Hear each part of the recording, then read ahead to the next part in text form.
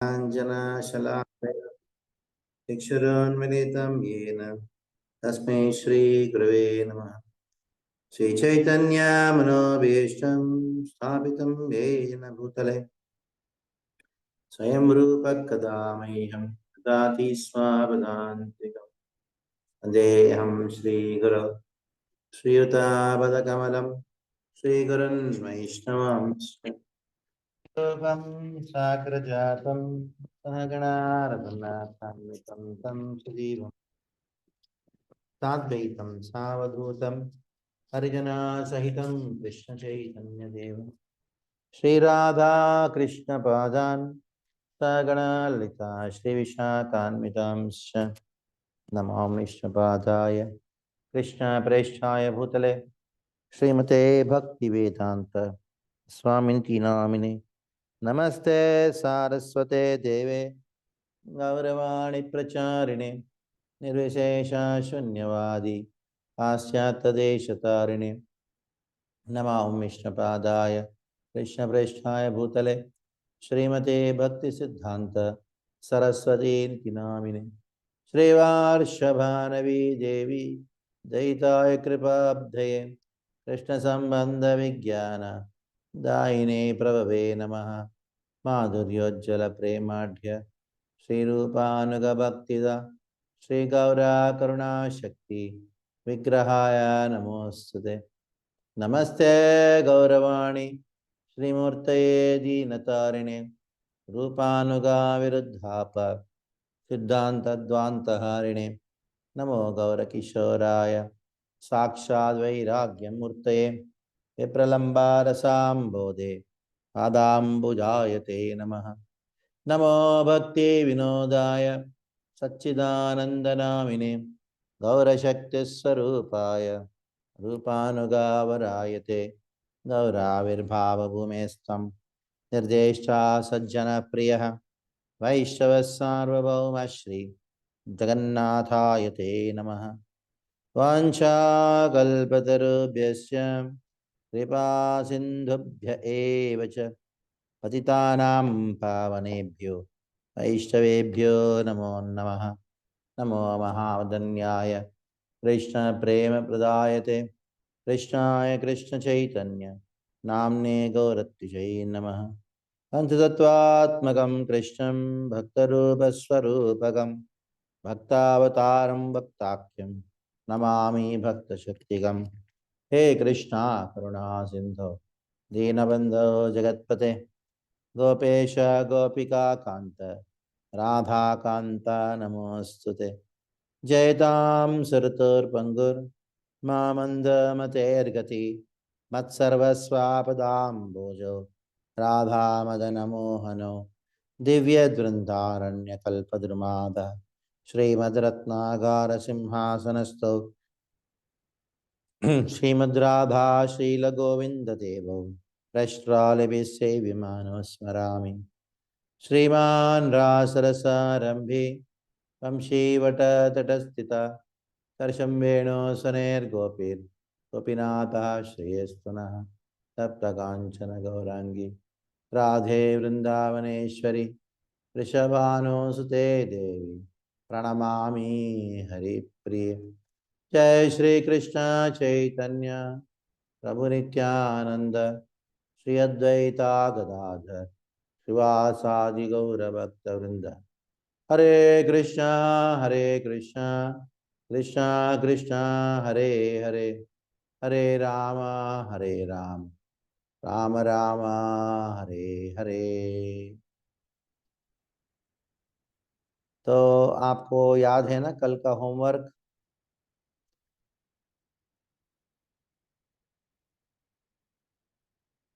तो अभी सन्नी प्रजापति जी 133 श्लोक बोलिए, बिना देख के बोलिए। अनम्यूट कर सकते हो आप, अनम्यूट।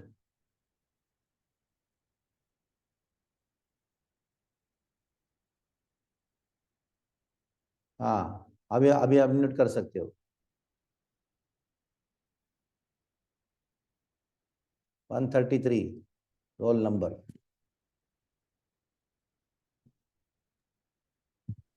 दंडवत प्रणाम महाराज जी। हरे कृष्णा। हाँ बोलिए, बिना देख के बोलिए, श्लोक बोलिए, पहला श्लोक। वाचो वेगम मनसा वेगम मनसा क्रोध वेगम जिव्या वेगम मुदोरुपस्थ वेगम। पूरा याद नहीं महाराज जी। हाँ मुझे मालूम था आपको याद नहीं, इसलिए आप सुबह पकड़ा देखो। हाँ आपने सही बोला था कल महाराज जी। आप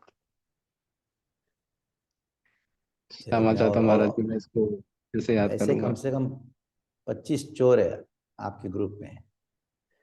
25 में पहला नंबर आपका है। देखो दूसरा चोर क्षमा कौन चाहता है। हूँ महाराज जी, इसको मैं अच्छे से याद करूंगा। अच्छा। दूसरा चोर कौन है।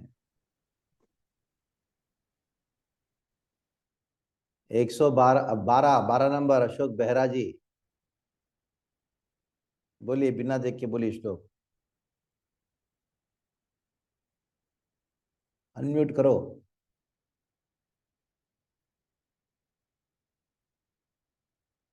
अनम्यूट ही नहीं कर रहे। हाँ हो गया, बोलिए। हरे कृष्ण प्रभु जी। हरे बोलिए कृष्ण। श्लोक बाचो बोलिए। वेगम मनसा क्रोध वेगम जीभा वेगम उदरोपस्थ वेगम एतान वेगान विषेत धीरा सर्वम अपीमं पृथ्वीं सशिष्यात्। Hare Krishna. Very good, very good. चलो अभी कौन है। 115 सन्नति माता, बोलिए।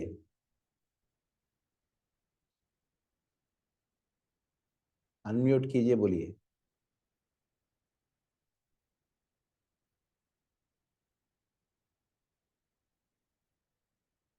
तो माता जी अनम्यूट ही नहीं कर रही।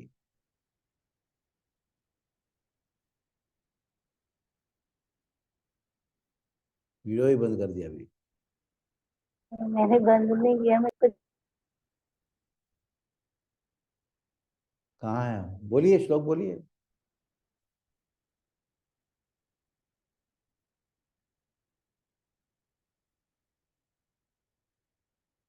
ठीक है, ठीक है, याद करना चाहिए पहला। ठीक है। क्या प्रभु जी, आनंद वासुदेव प्रभु, क्या बोलना चाहते हैं आप।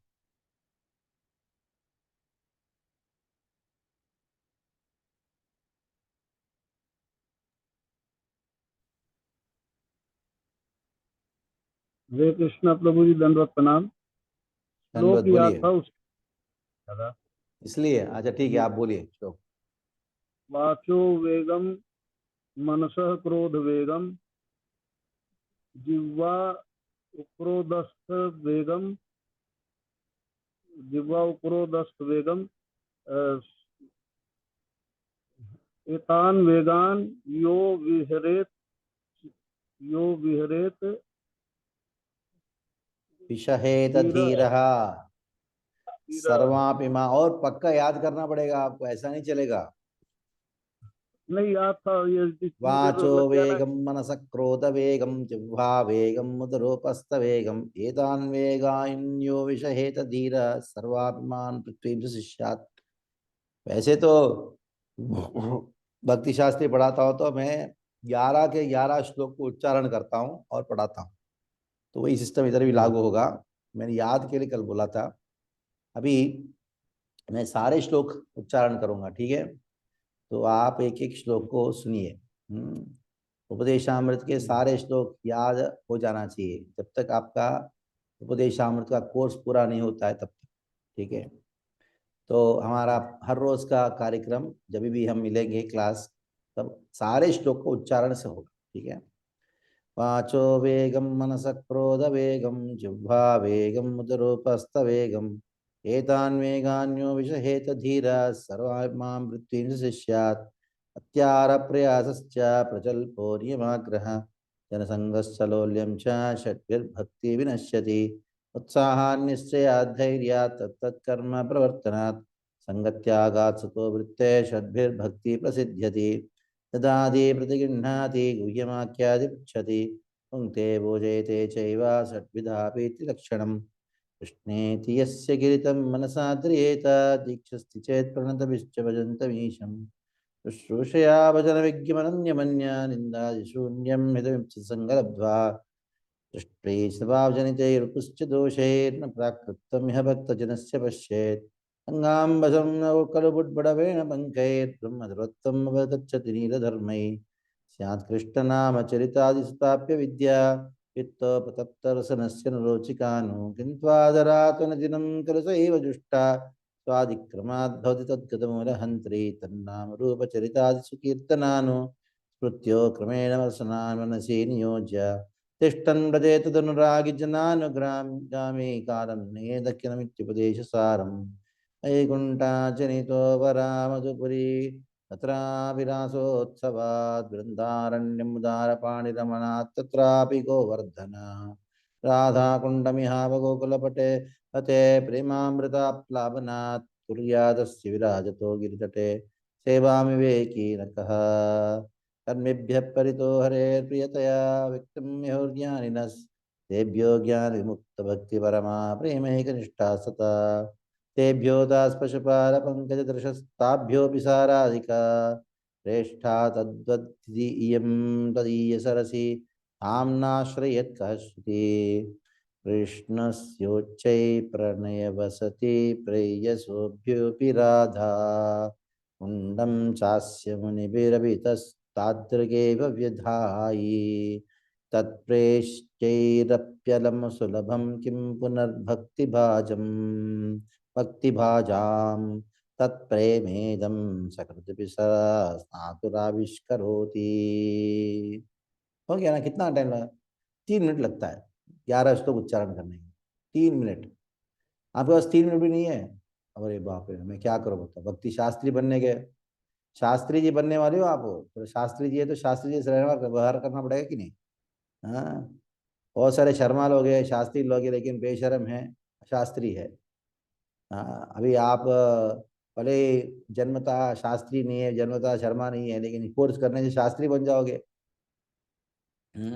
शास्त्री जी बनोगे तो उच्चारण बोल, श्लोक उच्चारण करना पड़ेगा।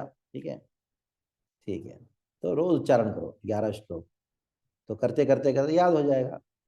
याद नहीं होगा, कम से कम उच्चारण करने से उस श्लोकों को, तो उसके अंदर जो शक्ति है हमारे अंदर प्रवेश करता है। तो अच्छा, समर कैंप भी चल रहा है, बढ़िया, चलो अच्छा है, ठीक है, अच्छा है, समर कैंप भी होना चाहिए। वो हमारे हृदय में भी गर्मी होना चाहिए। बाहर गर्मी तो है, गर्मी गर्मी होना चाहिए। किसका गर्मी होना चाहिए? ये श्लोकों को सीखने गर्मी होना चाहिए। अच्छा है, तो ये खाली 3 मिनट लगता है 11 श्लोक उच्चारण करने के लिए, तो रोज उच्चारण कर सकते हो। रोज खाली उच्चारण हो, देख के पढ़ो, इतना तो करो। तो करते करते अभ्यास अभ्यास युक्तेन चितसा नाम निगामिना परम पुरुषं दिव्यम यादिचार्थान चिंतन। जैसे अभ्यास करोगे, अभ्यास करते करते करते क्या होगा? कंठस्थ हो जाएगा। तो ये शास्त्र सेवन है। शास्त्रों को पढ़ने से हमको समझ में नहीं आएगा, बुद्धि के द्वारा समझने वाला चीज नहीं है, सेवा के द्वारा समझ सकते हैं। सेवोन्मुखे जिह्वादौ स्वयमेव ही स्मृत्यतः। सेवा करने से हमको ज्ञान प्राप्त होता है। इसलिए नित्यम भागवत सेवया। सेवा कैसे होगी? जब शास्त्रों को उच्चारण करोगे, बोलोगे, जोर जोर से बोलोगे।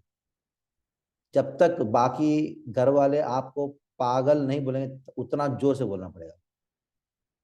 जोर से बोलोगे तभी होगा, याद होगा। ऐसे ऐसे पढ़ते हैं, ऐसे नहीं होगा। जोर से बोलना चाहिए, जब बाकी लोग डिस्टर्ब होना चाहिए आपके पढ़ने से, तब ये समझ लो कि आपका आपका आपका उतना अच्छा हो रहा है। शास्त्र सेवन देखो, ये मुसलमान लोग वो लगा के करते कि नहीं, बोम्बा लगा के सबको सुनाते कि नहीं? आपको वो याद हो गया होगा, अगर घर के आजू बाजू मस्जिद होगा तो। नहीं हुआ तो अभी दूर से भी सुना। अभी आपके घर में उतना माइक्रोफोन के बिना भी कर सकते हैं ना, तो वो आप बाकी लोगों को डिस्टर्ब डिस्टर्ब कर सकता है, तो उसका अधिकार है, हमारा अधिकार नहीं है। पाँच हो एकम मन सब करो, जोर से बोलो, कोई प्रॉब्लम नहीं है। अगर कोई आपको बोले पागल हो गया, हाँ हंसो, हाँ पागल हो गया हूँ। ये सेवा, सेवा मतलब श्लोकों को जोर से उच्चारण कर। जितना आप जोर से बोलो उच्चारण करोगे तो उतना हमारा शक्ति प्राप्त होता है, समझने की शक्ति प्राप्त होती है। चलिए, वाचो वेगम मनस क्रोध वेगम, ये 6 बातें इसके अंदर। पहले जो 4 श्लोक में 6 चीजें, 24 चीजें पहले 4 श्लोकों में, 6 चीजों में 6 वेगों को नियंत्रण करना, और दूसरे श्लोक में 6 ऐसी चीज है जिसके द्वारा भक्ति विनष्ट होती है, जो प्रतिकूल है, भक्ति के प्रतिकूल है।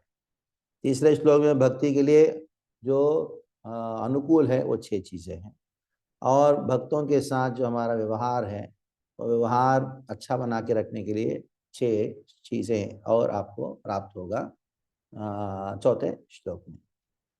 6 × 4 कितना, 24 बातें। ठीक है, तो आज पहला जो 6 बातें हैं उसके ऊपर थोड़ा सा प्रकाश डालने का प्रयास करेंगे। ठीक है, वाचो वेगम, पहला नियंत्रण किसके ऊपर होना चाहिए, वाणी के ऊपर नियंत्रण होना चाहिए। दूसरा मनसः क्रोध वेगम, मन का वेग के ऊपर होना चाहिए, मन का वेग। तीसरा क्रोध, क्रोध के ऊपर नियंत्रण। चौथा जिह्वा के ऊपर नियंत्रण, उदर पेट के ऊपर नियंत्रण, उपस्थ जनेन्द्रियों के ऊपर नियंत्रण। जो व्यक्ति इन 6 चीजों को नियंत्रण करता है, एतान वेगान यो विषहेत धीरहा, जो एतान वेगान यो विषहेता धीरहा, विषहेता कर सहन करता है। अब देखिए, ये वेग को सहन करना होता है, ये इतना तीव्रता से आता है, उसको सहन करना, सहन करने के अलावा कोई रास्ता नहीं।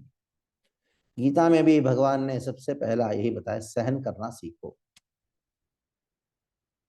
पहला व्यवहारिक उपदेश क्या, गीता में भगवान श्री कृष्ण, दूसरा अध्याय का 14वां श्लोक, क्या कहा भगवान ने, मात्रा स्पर्शास्तु कौन्तेय शीतोष्ण सुखदुःखदा आगमापायन नित्यास्तान तितिक्षस्व भारता, विषहेता तितिक्षुः, दोनों शब्द का एक ही, सहन करो। इस संसार में कोई समस्या का समाधान नहीं, एक ही समाधान है, वो है सहन करना। अगर इस संसार के समस्याओं का समाधान करने जाओगे, एक समाधान किया दूसरा, दूसरा समाधान किया तीसरा, तीसरा समाधान किया चौथा। ये क्यों आया चौथा, क्योंकि आपने समाधान किया इसलिए चौथा आया समस्या। हर समस्या का समाधान बड़ा समस्या का कारण बनता है, इसलिए झंझट में मत पड़ो, सहन कर लो।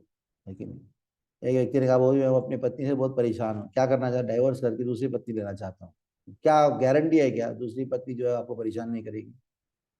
हाँ, वो भी बात है, सही है बड़ो, ये भी बात भी सही है। इससे ही उसको सहन करते रहो एक साथ में, क्योंकि आपको एक को सहन करना आदत पड़ गया ना, अच्छा है, आसान। नए को सहन करना आदत नहीं हुआ, फिर वापस आदत डालना पड़ेगा, और एक परेशानी है। इसलिए कोई भी समस्या वो पत्नी जैसी होती है, समस्या मतलब पत्नी जैसी होती है, तो सहन करके रहो, क्योंकि आपके कर्मों में रखा है, वो रखो, ऐसे ही शांत रहो। जो कर रही है आपके लिए अच्छा भला है, करी वो उसे संतुष्ट रहो, सहन करो। हर जगत में, जगत का निर्माण केवल आपको परेशान करने के लिए हुआ है। ठीक है, उसी प्रकार हमारा शरीर का निर्माण हमें परेशान करने के लिए हुआ है, और मन भी निर्माण हुआ है हमारे परेशान करने के लिए। सहन करो। क्यों, समस्या दुनिया में नहीं है, समस्या मेरे में है। और क्या समस्या है, ये वेग है समस्या। वाचो वेगम, जो बोलना चाहिए हाँ वो हम बोल नहीं पाते, जो नहीं बोलना चाहिए वो बोल देते हैं। ये वेग है, ये वेगों को अब क्या करना चाहिए, आपको सहन करना चाहिए। वाचो वेगम मनस क्रोध वेगम जिह्वा वेगम द्रोपास्थ वेगम एतान वेगान्यो विषहेत धीरः सर्वात्मां पृथ्वीं सदृश्यात्। अभी श्रील प्रभुपाद जी अपना तात्पर्य प्रारंभ करते हैं भागवत का 6वां स्कंद का प्रथम अध्याय से, जहाँ परीक्षित महाराज ने सुखदेव गोस्वामी को प्रश्न पूछा। क्या प्रश्न था कि लोग जो है वो प्रायश्चित क्यों करते हैं, अगर इंद्रियों के ऊपर नियंत्रण नहीं, प्रायश्चित क्यों करते हैं। जैसे एक चोर है, उनको मालूम है कि अगर मैं चोरी करूंगा तो मेरा अरेस्ट हो जाएगा, तो फिर भी वो चोरी करता है। हाँ, और ये चोरी वापस करता रहता है। चोरी करता अरेस्ट होता, जेल में जाता, वापस आता, चोरी करता, जेल में जाता है। यानी अनुभव करने के बाद भी दृष्ट्वा श्रुताभ्याम, इस संसार में दुख है इसका अनुभव किया, उसके बारे में सुना होने पर भी फिर भी वापस पाप क्यों करता है? तो जब कोई व्यक्ति दूसरों को से सुन के सीख लेता है, बुद्धिमान कहा गया। दूसरा फर्स्ट क्लास इंटेलिजेंस है, जो दूसरों के सुने बिना अनुभव से सीखता है, दूसरा सर का बुद्धि हुई, सेकेंड क्लास इंटेलिजेंस है। और थर्ड क्लास इंटेलिजेंस कौन है? वो दृष्टवा श्रुताभ्याम, तो खुद भी अनुभव किया, दूसरों का अनुभव भी सुना, फिर भी वो सुधरता नहीं है, वापस करता रहता है। तो उसको प्रभुपाद जी क्या कहते हैं? ये रास्कल, फुलिश, वो मूर्ख है। वो इतना पाप किया दुख मिला, पाप किया दुख मिला, फिर भी दुख मिलना वापस पाप करता है। जैसे पाप किया, चोरी किया, जेल गया, फिर वापस आया तो चोरी किया, जेल गया। तो फिर जेल जाने की क्या आवश्यकता है? जेल जाने पर भी नहीं सुधरता है व्यक्ति।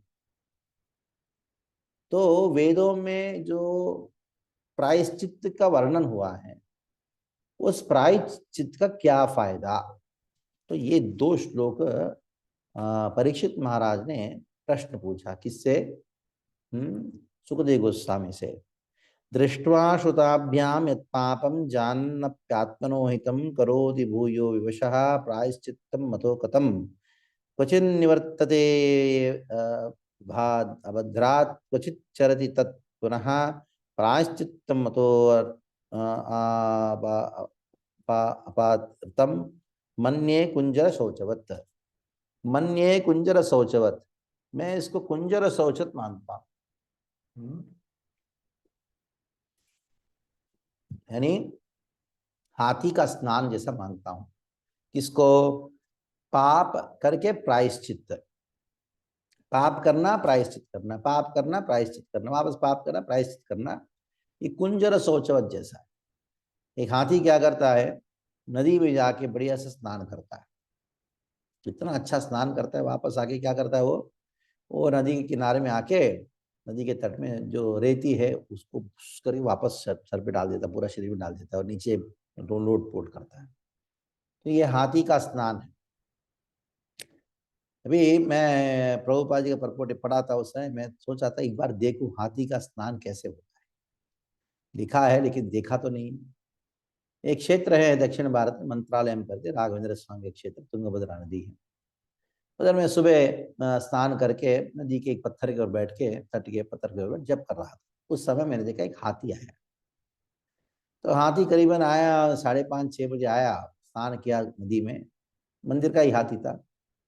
तो अच्छा सा स्नान किया, बड़ी मजे से स्नान किया, 1 घंटा स्नान किया। बाद में उसका जो मौला होता है ना, उसका संभालने वाला, तो वो हाथी को लेके आया। लेकिन जैसे तट पे आया और हाथी ने क्या किया, पूरा सुंड से सब पूरा धूल, पूरा रेती लिया, सर पे डाला और बैठ गया, ऐसे ऐसे लौटने लगा, पूरा पूरा का पूरा मिट्टी सर के शरीर के। कुंजरा शौचवत। परीक्षित महाराज ने सुखदेव गोस्वामी से प्रश्न पूछा।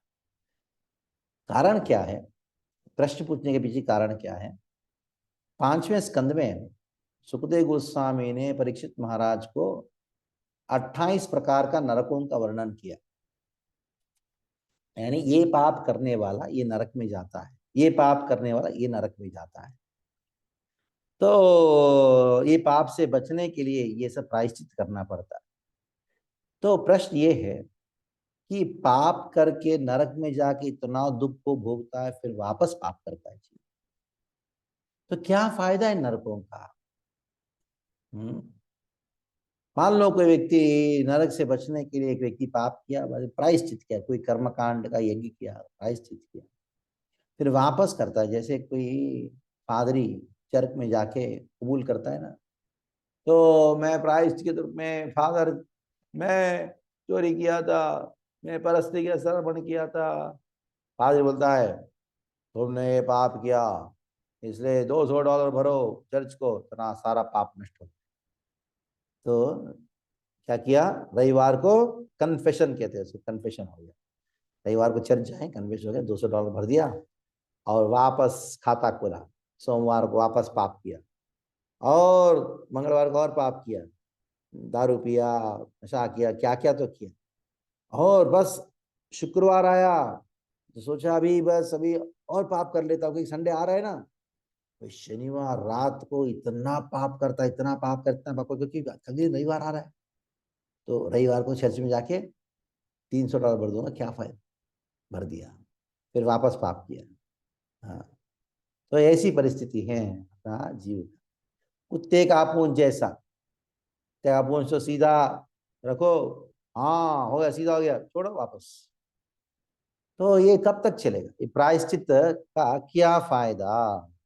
ये जो प्रायश्चित जो है वो किसके समान है, कुंजर शौचवत, एक हाथी का स्थान के समान है। बड़े ही बहुत सारे लोग जो है वो अपने आप को, मैं सोचते होंगे मैं कर्मकांड के द्वारा अपना पाप करने की प्रवृत्ति को नाश करूं, लेकिन नाश नहीं होता। हम्म जब कोई हरे कृष्ण महामंत्र को जप करता है, जब तो कृष्ण भावना को अपराध के बिना जप नहीं करता है, तब तक वो व्यक्ति पाप से मुक्त नहीं होता, पाप की प्रवृत्ति से मुक्त नहीं हो सकता। तो प्रभुपाद ने उदाहरण दिया, कुछ लोग ऐसे हैं, हाँ मैं पाप कर लूंगा, ये मंत्र और 2 माला एक्स्ट्रा कर लूंगा, हो जाएगा, नहीं नहीं हो पाएगा। नाम नो बला जैसे ही पाप बुद्धि, ये 10 नापराधों में 7वां भयानक नापराध। कुछ क्रिश्चियन लोगों का वर्णन किया प्रभुपाद जी ने कि वो क्या करते हैं, जाएंगे कुछ तपस्या करेंगे पाप करके, फिर वापस संडे को जाके वो प्रायश्चित हो गया, फिर वापस। ये प्रायश्चित का क्या फायदा। तो सुखदेव गोस्वामी बड़े बुद्धिमान हैं, तो उन्होंने परीक्षित महाराज के प्रश्नों को उन्होंने जवाब दिया। कि हे परीक्षित, तुमने जो कहा एकदम परफेक्ट कहा है। ये जो पाप है वो कोई पुण्य के द्वारा उसका प्रायश्चित नहीं हो सकता। उसने कहा मैं इतना प्रभु इतना पाप किया हूं, पुण्य करूंगा दोनों न्यूट्रल हो जाएगा, नहीं होगा। पाप को भी भोगना पड़ेगा, पुण्य को भी भोगना पड़ेगा। जैसे मान लो कोई व्यक्ति है, एक व्यक्ति है, तो बहुत पाप किया, बहुत पाप किया, इतना पाप किया उसे कुत्ते का जन्म लेना पड़ा। और एक व्यक्ति भी पाप किया, बहुत पाप किया, उसे कुत्ते का जन्म लेना पड़ा।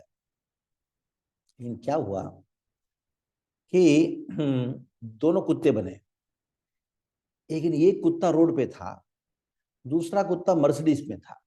आजकल कुत्ते मर्सिडीज में घूमते हैं कि नहीं, पालतू कुत्ता होता है ना, मर्सिडीज देते हैं उनको। बच्चे का तो ₹50 का बिस्किट है, कुत्ते के लिए कौन सा बिस्किट है, कुत्ते के लिए बहुत बड़ा बिस्किट है, ₹500 का बिस्किट होता है। बच्चे के लिए तो 50 का बिस्किट और कुत्ते के लिए 500 का बिस्किट। अभी इतना कुत्ते का शैम्पू और महंगा आता है, बच्चे का शैम्पू जो है पत्नी के लिए शैम्पू जो ₹100 का है और कुत्ते का शैम्पू ₹500 का है। वे आजकल ऐसे ऐसे कुत्ते हैं, बड़े बड़े अमीर घरों के कुत्ते घूमते हैं। और ये कुत्ता जो मर्सिडीज में घूम रहा है, और ये मर्सिडीज में घूमने वाला कुत्ता जो है वो मर्सिडीज जा रहा है, जोर से जा रहा है। ये कुत्ता रोड पे सोया था, दूसरा कुत्ता उसके पैर के ऊपर से चला गया, इसका फ्रैक्चर हो गया, चिल्ला रहा है, चीख रहा है, चिल्ला रहा है। ये कुत्ता ऐसे बैठ के मजा कर रहा। अब बताओ दोनों में क्या अंतर है। दोनों पिछले जब मनुष्य जन्म में थे, दोनों ने पाप किया, कुत्ते बनने लायक पाप किया। उनमें से एक ने सोचा अरे मैंने पाप किया, थोड़ा पुण्य भी कर लेता हूँ ताकि पाप जो शांत हो जाए, न्यूट्रलाइज हो जाए। लेकिन ऐसा नहीं हुआ, उसके पाप के लिए उसको भोगना पड़ा कुत्ते का जन्म। उसने पुण्य किया था, इसलिए मर्सिडीज में घूम रहा कुत्ता।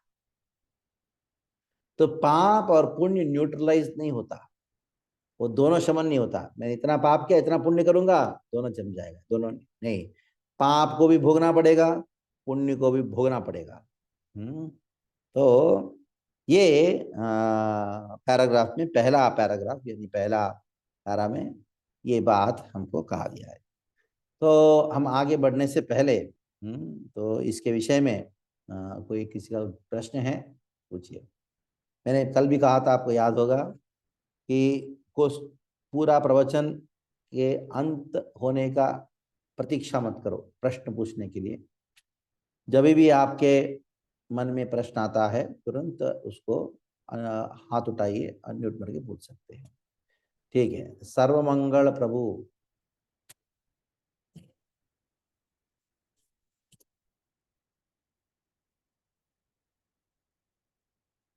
हाँ, अनम्यूट करके पूछो, कर सकते हो, अनम्यूट हो रहा है ना।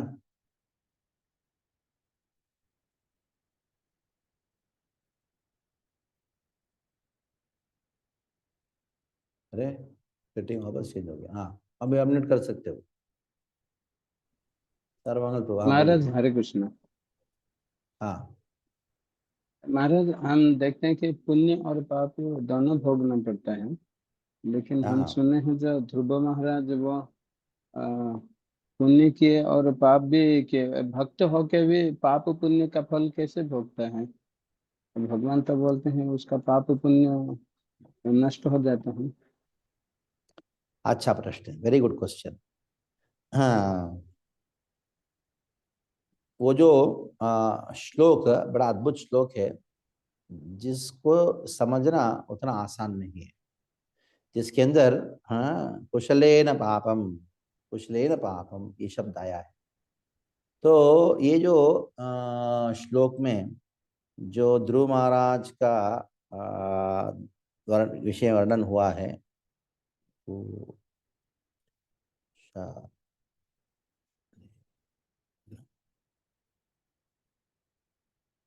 हाँ हाँ, एक मिनट मैं वो श्लोक निकालता हूँ मैं।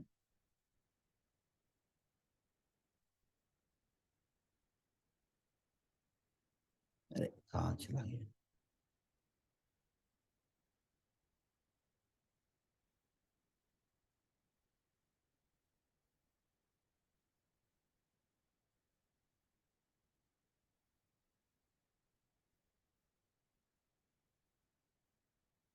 हाँ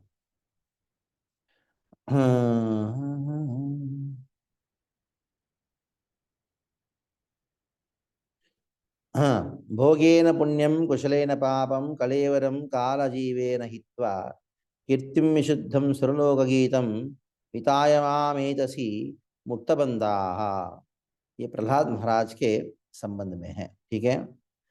तो इसमें क्या लिखा है कि प्रहलाद महाराज जब भौतिक जगत में थे तो उन्होंने अपने सारे जितने भी प्रकार के भौतिक कार्य को उन्होंने सुख के द्वारा अनुभव किया और पाप को दुख के द्वारा उन्होंने क्या किया, उसको समन किया। तो ये भक्ति के द्वारा ये हो सकता है। तो ये कैसे वर्णन हुआ? तो हाँ, इधर श्रील विश्वनाथ चक्रवर्ती ठाकुर पाद इसकी व्याख्यान करते हैं। एवं प्रहलादस्यांशेन साधन सिद्धत्वं नित्य सिद्धत्वं च नारदात् जीवजीयम ज्ञेयम। दो प्रकार के लोग हैं। एक है कौन, जो नित्यबद्ध है, और दूसरा नित्य सिद्ध है। अभी प्रहलाद महाराज दोनों हैं, नित्यबद्ध है, नित्य सिद्ध भी है। तो इससे क्या पता लगता है कि नारद जी ने वो नित्यबद्ध अवस्था की जो स्थिति है उसमें पाप और पुण्य ये ऐसा चीज है जो दोनों खत्म हो जाता है भक्ति के प्रभाव से। भक्ति के प्रभाव से पाप और पुण्य खत्म हो जाता है, लेकिन फिर भी भगवान की इच्छा के अनुसार कुछ प्रारब्ध रह जाता है, कुछ प्रारब्ध रह जाता है। क्यों? क्योंकि सारा जगत को भगवान दिखाना चाहते हैं कि ध्रुव महाराज और प्रहलाद महाराज ये इतना बड़ा ईश्वरी के बीच में रहने के बाद भी वो प्रभावित नहीं रहे, वो दोनों प्रभावित नहीं रहे। तो इसके वजह से ये श्लोक आया है 7वां स्कंद का 10वां अध्याय का 13वां श्लोक। भोगेन पुण्यम कुशलेन पापम कलेवरम कालजीवेन हित्वा। भोगेन पुण्यम कुशलेन पापम। तो इधर शब्द आया कुशलेना। कुशलेना का अर्थ है इधर भक्ति। भक्ति इतना अद्भुत चीज है। भक्ति के द्वारा उन्होंने क्या किया, दोनों पाप और पुण्य को खत्म कर दिया था। ये कुशलेना शब्द का ही। कुशलेना शब्द का अर्थ ये नहीं कि पुण्य कार्य, पुण्य कार्य से पाप को नाश किया, भोग के द्वारा पुण्य को नाश किया, ये ठीक नहीं है। ये इसकी व्याख्यान सुनना चाहिए, क्योंकि भागवत में कुछ ऐसे श्लोक होते हैं जिसको जिसको कहा गया है असुर मोहना। इसका और एक उदाहरण है भागवत का 10वां स्कंद में, जब 29वां अध्याय में जहाँ गोपियों का वर्णन आया, गोपियों का वर्णन हुआ। जब कृष्ण ने बांसुरी बजाया, सारे गोपियां कृष्ण से मिलने चली गई, लेकिन उनमें से कुछ गोपियां थी जो रह गई, वो जा नहीं पाई। वो कौन गोपियां हैं? वो गोपियां हैं अंतर्गृहगता काश्चित गोप्यो लब्ध विनिर्गमा कृष्णम तद भावनया उक्ता दद्दुर्मिलित लोचना। और ये गोपियां अपने पिताओं ने, अपने पतियों ने, खास अपनी पतियों ने पकड़ के दरवाजा के अंदर डाल के, कमरे के अंदर डाल के दरवाजा लॉक कर दिया। तब वो गोपियां कृष्ण विरह में तड़प रही है। तब उनका वर्णन हुआ है, उनकी स्थिति क्या था। दुस्सह प्रेष्ट विरह तीव्रतापादुता शुभा। तो इधर तीव्रतापा, कृष्ण का विरह को अनुभव करते करते करते दुता अशुभा, उनके जीवन में जो अशुभ है उसको नाश कर दिया। क्या गोपियां के मन में क्या अशुभ था, कौन सा पाप था?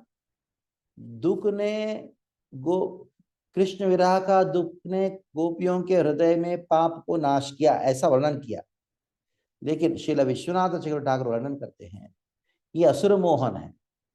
असुरों को मोहित करने के लिए ऐसे श्लोक होते हैं जहां वर्णन होता है, हाँ हाँ कृष्ण विरह के ताप से गोपियों का पाप निकल गया, और गोपियों ने क्या किया, कृष्ण को अपने हृदय में ध्यान प्राच्याच्युताश्लेष निवृत्त क्षीण मंगला।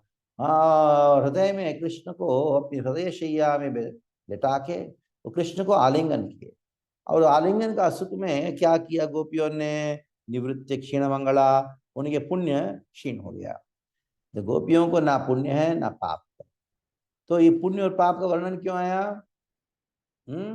असुर मोहन के लिए, उनकी वास्तविक व्याख्या नहीं है। दुस्सह दुस्सह प्रेष्ट विरह, प्रेष्ट भगवान श्री कृष्ण गोपियों के प्रिय, उनके जो विरह है, विरहावस्था, ऐसी ऐसी अवस्था विरह उनका, दुस्सह प्रेष्ट विरह, इतना असहनीय विरह ताप था। वो विरह ताप इतना असहनीय था कि इस संसार का सारा दुख जो है क्षीण हो गया उसके सामने।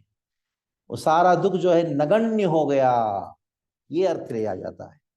दूसरा, ध्याना प्राप्ताच्युताश्लेषा, कृष्ण को हृदय में, हृदय शैया में लेटा के आलिंगन करने का जो सुख, उसके सामने संसार का ब्रह्मानंद हो, वैकुंठ का आनंद हो, सारा सुख जो है नगण्य हो गया। ये है। तो ये थोड़ा सा गुह्य बातें हैं, तो आपने प्रश्न पूछा तो ठीक है, उसका जवाब मैंने दिया। ठीक है, नेक्स्ट राधिका माता 126।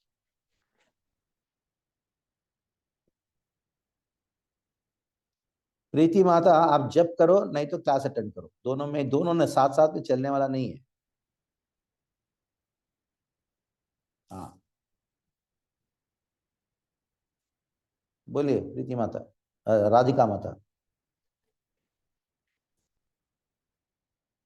Unmute unmute unmute. अनम्यूट क्यों नहीं हो रहा है? मैं तो आपको सेटिंग ऐसा बना के दिया है। ये बार बार चेंज करते लगता है कोई। अलो पार्टिसिपेंट टू अनम्यूट देमसेल्व्स, मैंने वो सेटिंग चेंज किया है, उसको आप कोई भी होस्ट हो उसको चेंज मत करना। हाँ बोलिए, अभी अनम्यूट करो, अनम्यूट करो, आप कर सकते हैं। अरे कैसे?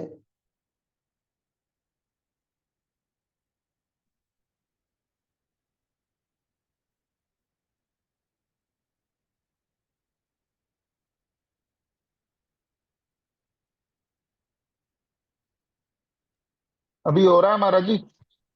हाँ हरे हो रही है, कृष्णा, हाँ दंडवत प्रणाम महाराज। अब हो गया। बोलिए। होस्ट हाँ अलाउ कर रहे हैं तभी हो रहा है। महाराज, हाँ मेरा प्रश्न था कि कुछ तो हमारे पाप होते हैं जो हम जानबूझकर कर रहे हैं, हमें पता है कि ये गलत है और हम कर रहे हैं। लेकिन कुछ ऐसे भी होते हैं जो हमें जानबूझ के नहीं किया है, तो उसका कैसे प्रायश्चित या हमें क्या उसका सॉल्यूशन करना चाहिए? मान लीजिए रोड एक्सीडेंट है, उसमें हमसे कुछ किसी की हानि हो गई, तो उसको कैसे दूर किया जाए? ये तो पता है कि गलत हुआ है, लेकिन उसका निवारण कैसे करें ये नहीं जानते। हरे पाप कृष्ण। का निवारण कैसे हो सकता है बताइए? पाप का निवारण तो वेदों में भक्ति से वर्णित ही हो वे, सकता है। वे हाँ भक्ति तो आपने भक्ति से बताया। होगा, वही तो वही बात इधर सुखदेव गोस्वामी परीक्षित महाराज को सुना रहे हैं कि हर प्रकार का पाप का एकमात्र प्रायश्चित है, वो है भक्ति। काल हाँ पाप का जी। ही नहीं, पुण्य का ही प्रायश्चित है। पाप और पुण्य ये दोनों हमारे लिए बंधन का कारण है। पाप भी पाप है, पुण्य भी पाप है। जब तक ये बात नहीं समझेंगे भक्ति क्या है वो नहीं समझ पाएंगे। तो अगर ये हरे नहीं कृष्ण। समझोगे तो सोचेंगे पुण्य भक्ति जो है और एक पुण्य कार्य करके समझ लेते। इसलिए जैसे एक नाम अपराध है, कौन सा नाम अपराध है? हाँ, कि वेदों में वर्णित शुभ काम कर्मकांड के समान समझना। हरे कृष्ण महामंत्र जप को वेदों में वर्णित एक शुभ काम कर्मकांड के समझना एक अपराध है। वो अपराध कर बैठेंगे। ठीक है। हाँ नेक्स्ट, कृपालु प्रभु।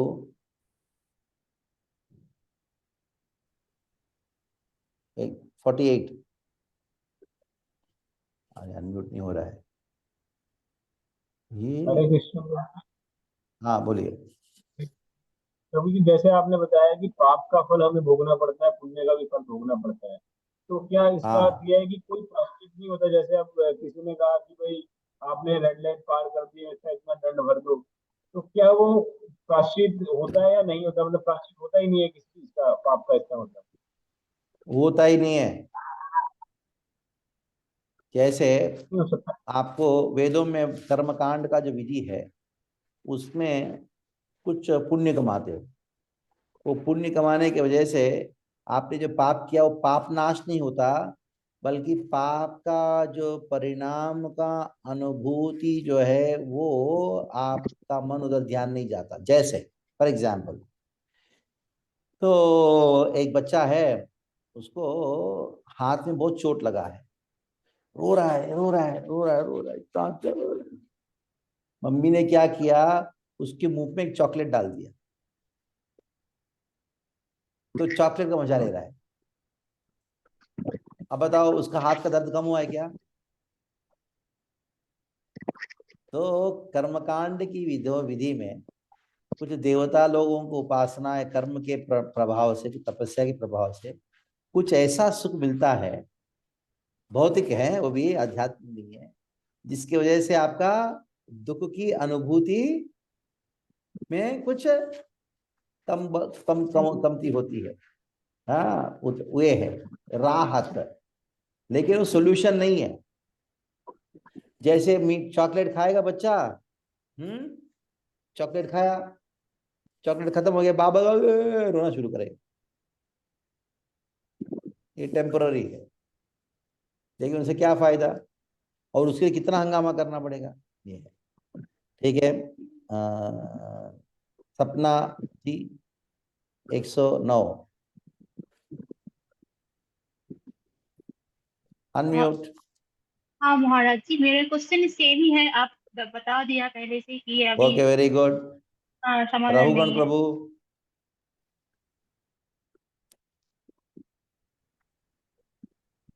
हरे कृष्णा महाराज जी, दंड प्रणाम। हाँ, बोलिए। जी, महाराज जी, जैसे कि आपने बताया कि जैसे श्रीमद् भागवत में बता रहे हैं सुखदेव गोस्वामी महाराज कि अलग अलग पाप के लिए अलग अलग जो है नरकों का वर्णन है। तो मेरे को पूछना ये था कि जैसे जो हम पाप मतलब जीवात्मा हम यहाँ पाप कर रहे हैं, तो ये सारे हमें जो है उधर नरक में ही दंड मिलता है या इधर पृथ्वी पे भी हम भोग लेते हैं? और दूसरा ये था कि जैसे कि ये जो यातनाएं हमें मिलती हैं तो ये हमें स्मृति में याद नहीं रहती, तो ऐसा क्यों महाराज जी? अच्छा हुआ याद नहीं रहता, याद होता तो हालत खराब हो जाती आपकी। महाराज मान लो स्मरण में कि होता तो हम करते नहीं आप करता। आपको नहीं नहीं, बता रहा हूँ। अगर आपको याद है कि ये जीवन में आपको जितने लोगों ने धोखा दिया, आपको अभी याद है, शांति से बैठ सकते हो? आपको इस नहीं जीवन में कितनी बार पेट का दर्द हुआ, वो याद है तो आप शांति से रह सकते हो? नहीं। नहीं रह सकते। इसलिए माया भुला देती है। हाँ, आपका सारा दुख भुला देती है ताकि आप शांति से जी सके हो, नहीं तो पागल हो जी। जाओगे। आपको पता लगा पिछले जन्म में मेरी पत्नी जिसने पिछले जन्म में मुझे कोई मर्डर किया था, वो याद है। अभी पता लगा वही व्यक्ति आपकी पत्नी के रूप में है, तो अच्छा जी नहीं, हुआ ना नहीं हम हुआ। भूल गए पिछले जन्म को। जी। तो ये है, अच्छा है, जी। राहत देती है ताकि आप भजन कर सको, नहीं तो आपका सारा दुख याद रहेगा, गड़बड़ हो जाएगा। ठीक है। जी भाई। सतीश कुमार जी,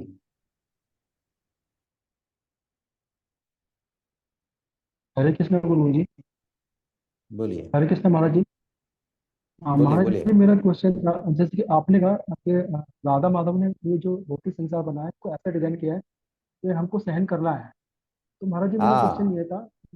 जी, मेरा क्वेश्चन ये था, जो जो भगवान के जो शुद्ध भक्त हैं, तो उनको भी ये हाँ, भौतिक संसार जो प्रभावित करता है या नहीं करता प्रभु जी? ये क्वेश्चन था मेरा। उनको भी सुख दुख जो है अनुभव होता है या वो इतने ऊपर उठ चुके होते हैं कि भगवान की उनको अनुभव राधा होता माधव है की लेकिन सेवा प्रभावित करके? नहीं होते। जी। हम प्रभावित होते हैं, प्रभावित नहीं होते, अंतर वही मिलता है। प्रारब्ध है, मिलता है। ऋषि रूपा धीरदास प्रभु। हाँ, हरे कृष्णा महाराज जी, धन्यवाद प्रणाम। मेरा क्वेश्चन ये है महाराज जी, जरूर। जैसे अब पापों में अब अनजाने में हुआ, मान लो अपन, जैसे माता ने क्वेश्चन किया और जैसे आपने बताया कि चोर है, मान लो उसने चोरी की, उसको पता है कि ऐसा होगा, फिर जेल गया वो, उसके बावजूद वो पाप कर रहा है, ठीक है। लेकिन एक इंटेलिजेंट भक्त है, वो वो कर रहा है कि भाई मैं चोरी नहीं करनी, पाप है तो भक्ति करेगा। लेकिन महाराज जी जैसे अनजाने में हो गया, मान लो अब वो कहीं हम जा रहे हैं, जैसे अभी क्वेश्चन भी आया था, एक माता ने पूछा, तो प्रभु महाराज जी मेरा क्वेश्चन ये है कि इसमें भगवान भी कुछ रियायत करते नहीं करते, जैसे कोई ऐसा हमने अनजाने में किया, हमें पता नहीं, और पाप हमें ये पता नहीं पाप हुआ है वास्तव में, तो क्या इसमें कुछ? देखो, जितना चिंता जी आपको अनजाने में पाप करने का परिणाम से डर है, अनजाने में पुण्य करने का भी डर होना चाहिए। जी महाराज। कि पाप और पुण्य दोनों एक ही है, दोनों बंधन का कारण है, और दोनों प्रकार का बंधन से मुक्त कराने वाला भक्ति है। इसलिए अनजाने में किया गया पाप का भी परिणाम परिहार भक्ति है, जान के किया गया पाप का भी परिणाम भक्ति है, और अनजाने में किया गया पुण्य का परिणाम परिहार भी भक्ति है। परिहार, परिणाम नहीं, परिहार भी भक्ति है। और जान के किया गया पुण्य का भी परिहार जो है वो भक्ति है। इसलिए भक्ति एकमात्र चीज है जो हमारे ये समस्या से, पाप और पुण्य का जो ये इससे वो बचा सकती है। ठीक है। हाँ, एक मिनट है मगर।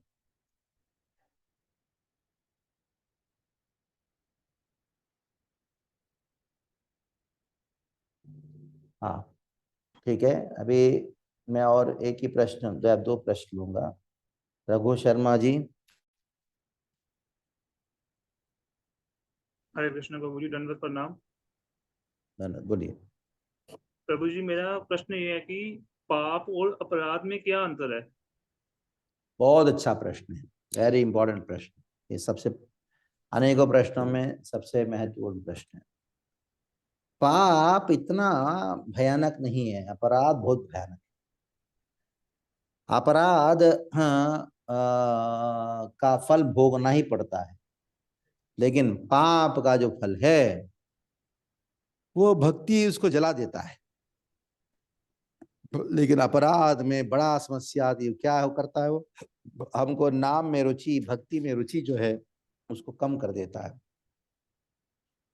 जो रुचि मिलना चाहिए भक्ति में, आनंद को अनुभव करना चाहिए उसको, इसलिए कभी कभी पापी व्यक्ति महापाप किया है लेकिन भक्ति करना प्रारंभ करता है तो सारा पाप धुल जाता है। कीर्तन में नाचता है, कीर्तन करते बढ़िया बढ़िया एकदम आनंद में रहता है। और एक बड़ा पुण्यवान है, उसने पाप नहीं किया लेकिन अपराध किया। क्या अपराध किया? वैष्णव का अपराध किया। तो वो कीर्तन में आनंद नहीं आएगा, नाम में रुचि नहीं आएगा। हाँ, एक ब्राह्मण परिवार में वहां पुण्यवान आत्मा है लेकिन उसने वैष्णव अपराध किया अहंकारवश, उसको नाम में रुचि नहीं आएगा। एक बहुत महापापी है, मांस भक्षण कर, व्यभिचार किया, सब कुछ किया, लेकिन भक्ति में जैसे आया तो भक्ति ने क्या कि सारा पाप को धो दिया उसको। और अगर अपराध नहीं किया, सबको दंडवत करता रहता, अहंकार नहीं, सबको दंडवत, सरल होने वाला है, महापापी है। लेकिन वैष्णव अपराध नहीं करता, वो कीर्तन में आनंद लेता है। ये देखा गया है। बड़े बड़े तथाकथित सात्विक प्रवृत्ति वाले और बड़े महाविद्वान के रूप में प्रतीत होने वाले, लेकिन भक्ति में रुचि नहीं है क्योंकि अपराध किए। और एक सरल भक्त है, कई गांव से वो आ गया, वो महापापी व्यक्ति है, क्या क्या सब कुछ खा के आया, लेकिन भक्ति को अपनाया, तुरंत वो कीर्तन में कूदता है, आनंद करता है, दंडवत करता है वैष्णव। ये इसलिए पाप को भक्ति जला देता है, लेकिन अपराध का फल को भोगना ही पड़ेगा, भक्त को भोगना ही पड़ेगा। अपराध इज मोर डेंजरस देन सिन। ठीक है, ये है। ठीक है, एक लास्ट क्वेश्चन लेता हूँ, बाकी लोगों को जो है वो बाद में कभी देंगे। अशोक जी वो पूछे, प्रश्न पूछिए। अशोक बेहरा जी, 12 नंबर वाले। हरे कृष्ण प्रभु जी। प्रभु जी, हाँ ये जो पाप पुण्य वाला एग्जाम्पल हम आपने दिया, जो 3-4 एग्जाम्पल, जैसे हाथी का एग्जाम्पल, चर्च का एग्जाम्पल, तो यूनिट 1 में हाँ, हम ये एग्जाम्पल का क्या था समझ में नहीं आया। How it is related, relevance क्या है? यूनिट और जो ये यूनिट 1 क्या होता है? यूनिट, सॉरी यूनिट श्लोका 1 में। हाँ, ये भी अच्छा प्रश्न, very good question, very good question. और एक जो प्रश्न ये अभी है क्वेश्चन कि किया। श्लोका 1 का और ये जो पाप का पुण्य का परिणाम, इसका क्या संबंध क्या रिलेवेंट है? है। वो अच्छा प्रश्न, वेरी हाँ, रिलेवेंस क्या है, वेरी गुड क्वेश्चन। ये श्लोक में आप देखो क्या लिखा है, वेगों के विषय में लिखा है। वेग मतलब क्या है? वेग मतलब वो शक्ति हमारे अंदर जो हमको पाप करा देता है। वेगम कर्त क्या है? जो करना नहीं चाहे करा देता, उसको वेग है, उसको वेग कहा गया है। जो करना नहीं चाहिए उसको करा देता है, जो करना चाहिए उसको करने नहीं देता, इसको वेग कहा गया है। ठीक है, तो अभी ये जो वेगों की वजह से हम पाप करते हैं, और पाप का सॉल्यूशन के रूप में हम या कर्मकांड को अपनाते हैं या उपासना कांड को अपनाता है। कोई व्यक्ति जो है वो योग अभ्यास करता है। लेकिन पहले स्थापना किया गया है इन वेगों का नियंत्रण, यानी जो वेग की वजह से हम पाप करते हैं वो नियंत्रण भक्ति के सहारे से होने वाला, ना कर्म, ना ज्ञान, ना योग से होने वाला। इसका रिलेवेंस ये संबंध है। समझ में आया? हाँ प्रभु जी, हरि बोल। मगर आपने, हाँ प्रभु जी, मगर देखिए कि जैसे कि अभी जो बेग है, बाचो बेगम, मनसा बेगम, क्रोधा, और जैसे कि अभी मैं एक सवाल पूछ रहा हूँ आपसे, वो अगर आपको बुरा लग गया, मेरा सवाल हाँ आपको अच्छा नहीं लगा, बुरा लग गया, हाँ तो ये क्या पाप में जाएगा, अपराध में? क्योंकि ये तो वैष्णव हाँ, अपराध हो जा रहा है कि मैंने कुछ सवाल पूछा, आपको अच्छा नहीं लगा। मेरा मन में तो ये चला वो कि वो मुझे क्वेश्चन पूछना है, मेरा वो बेग है ये, सब्जेक्ट तो अभी आया क्वेश्चन नहीं। मुझे पूछना है। वो सब वाचो वेगम, हमारी वाणी को कैसे नियंत्रण करना है उसका डिटेल्स अभी आया नहीं, सब्जेक्ट अभी तक आएगा अभी। लेकिन नहीं नहीं, general, as a general rule, भक्ति के प्रभाव से ही इन वेगों को नियंत्रण किया जा सकता है, ना कर्म, ना ज्ञान, ना योग।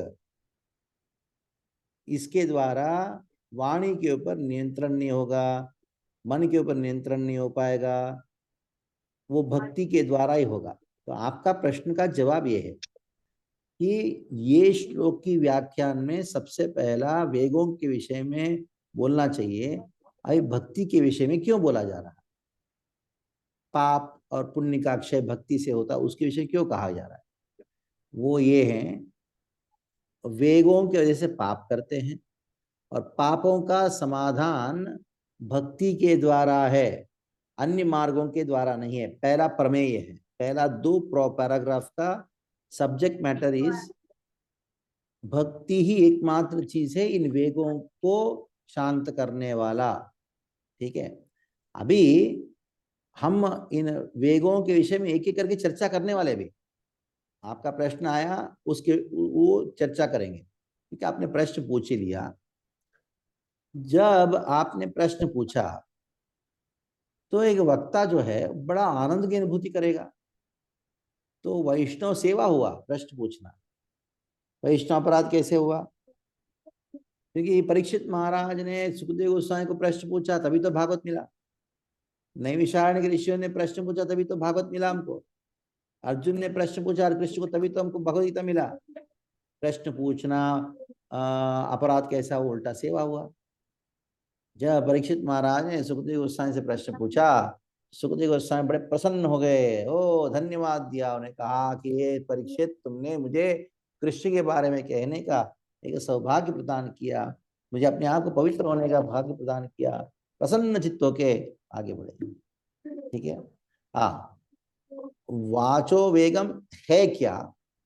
कौन सा चीज है जो अपराध का पाप हो सकता है, अपराध हो सकता है, कौन सा चीज से नहीं है, वो कैसे नियंत्रण करना, उसकी सब्जेक्ट अभी आएगा। ठीक है, हाँ ओके ओके चलिए। ओके प्रभु जी, हाँ, तो ओके अभी थैंक मैं वाचो वेगम के विषय में थोड़ा सा वर्णन करना प्रारंभ करता हूँ, क्योंकि मुझे मालूम है प्रश्न आपको बहुत है। 4:30 बजे तक मैं आपका जो वाचो वेगम के विषय में कहूँगा। उसके बाद मैं थोड़ा सा ट्रैवल करूँगा, क्योंकि मुझे कहीं पहुँचना है।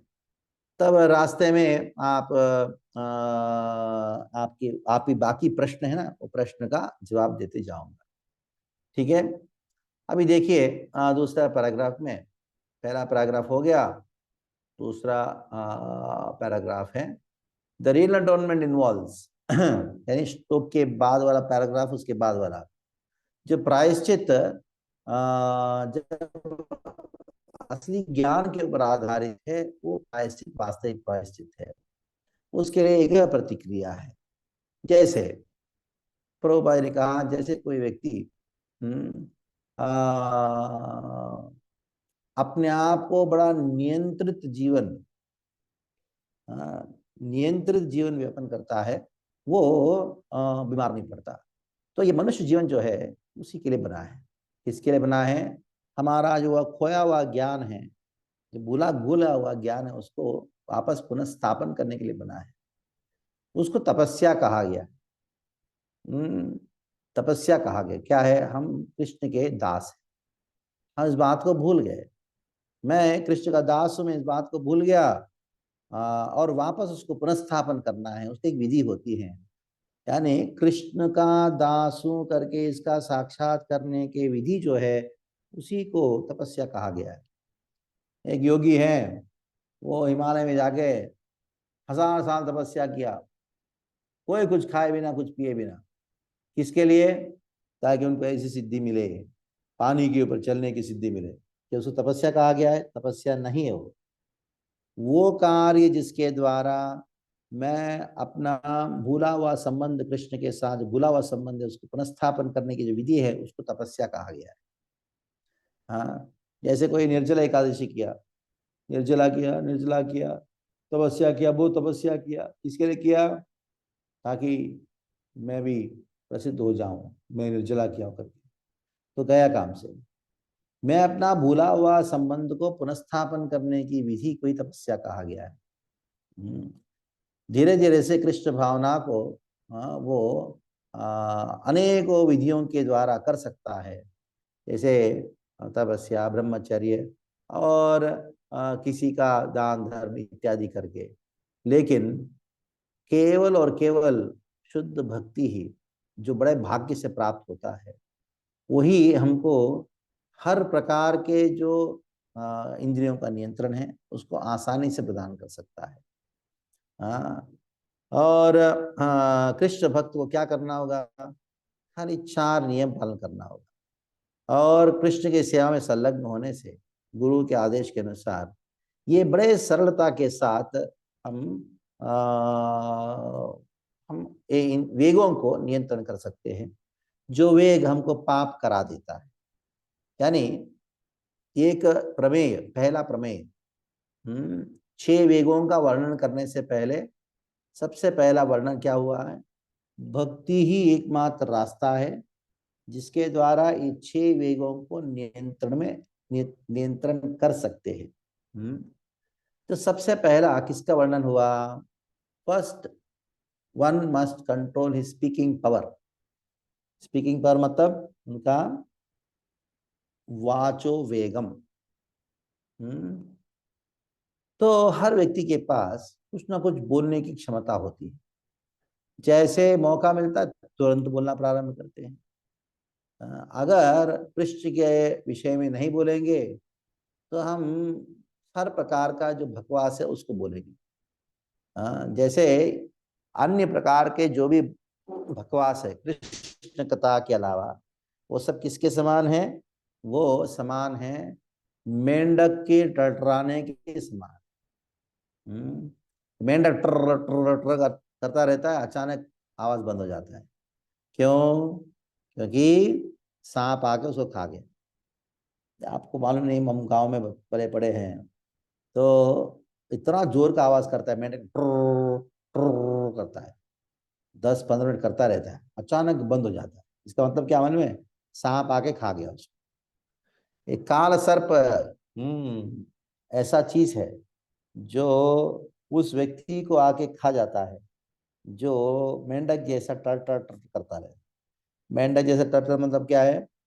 जो कृष्ण के संबंध में नहीं है, ऐसी बातों को जो कहता है, वो सब मेंढक के टरटराने के बराबर है।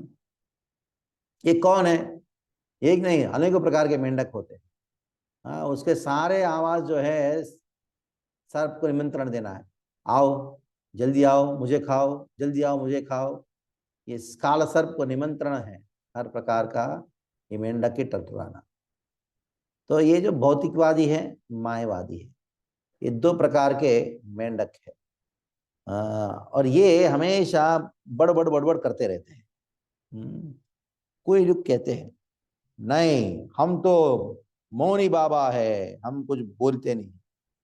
एक व्यक्ति ने कहा हमारे गुरु जानते हो 40 साल से मौन व्रत धारण किया है, कुछ बोलते ही नहीं है, हम पाप करते जाते, हमारे गुरु कुछ बोलते नहीं। बहुत अच्छे गुरु हमारे, और हमारे गुरु कुछ बोलते नहीं है, 40 साल से मौन व्रत धारण किया है। तो ऐसे गुरु क्यों चाहिए? जो कोई को बोलते ही नहीं है तो अच्छी बात है। अगर कोई ऐसी टीचर है कुछ बोलती नहीं है स्टूडेंट गड़बड़ करने के बाद भी, तो लोगों को अच्छा लगता है वो ऐसे टीचर। लेकिन ये जो तथाकथित मायावादी है वो मौन व्रत को धारण करते हैं, लेकिन वो भी बेकार है। कभी कभी कुछ मौन व्रत जो है कभी काम आ सकता है, लेकिन अंततः ये कोई मौन का तात्कालिक रूप में उसका कोई प्रयोग हो सकता है, उसका उपयोग हो सकता है, लेकिन उसका वास्तविक प्रयोग नहीं है। रूप गोस्वामी पाद ने क्या कहा? कृष्ण कथा में ही संलग्न होना, कृष्ण कथा, कृष्ण का गुणगान, गुणों को गान करना, यही जिह्वा का मुख्य उद्देश्य है। जिह्वा के द्वारा क्या करना चाहिए? व्यक्ति को कृष्ण का नाम, उनका यश, उनका गुण, उनकी लीलाएं, उन सबको गान करना चाहिए। जो कृष्ण कथा का प्रचारक होता है वो निश्चित रूप में माया के चंगुल से उपरे है। ये है किसका विशेषता? वाचो वेगम का विशेषता। और जो अभी मनसा वेगम का शुरू हुआ, वाचो वेगम के बाद क्या हुआ? मनसा वेगम का शुरू हुआ। अभी दो श्लोक है, ये वाचो वेगम के संबंध में है, इसलिए मैं थोड़ा सा आगे जा रहा हूं।